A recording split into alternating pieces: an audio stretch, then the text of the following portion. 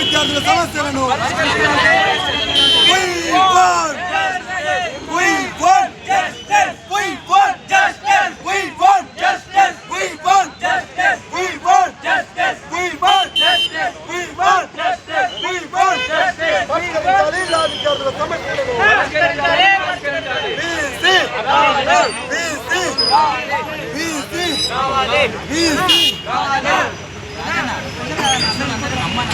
విద్యార్థులము 3వ సంవత్సరం చదువుతున్నా. నా పేరు కోడబాగ రాజు.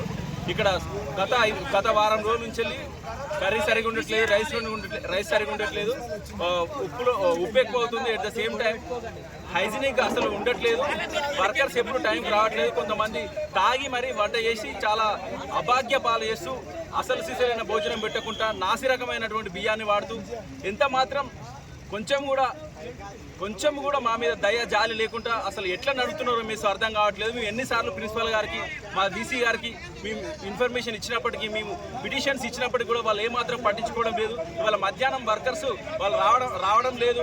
ఎందుకంటే వాళ్ళు వండే స్థితిలో లేరు. వాళ్ళు ఆబ్సెంట్ అయ్యే పరిస్థితి ఏర్పడింది. కాబట్టి మేము అందరం విద్యార్థులం Osmania university of law college 3వ సంవత్సరం 5వ సంవత్సరం విద్యార్థులు అందరం రోడ్డు మీదకి వచ్చినాం. ఈరోజు మాకు న్యాయం జరగాలని, correct right to food and education, right to food and health అనేది ఒక ఫండమెంటల్ రైట్. కాబట్టి దానికోసం మేము పోరాడుతున్నాం.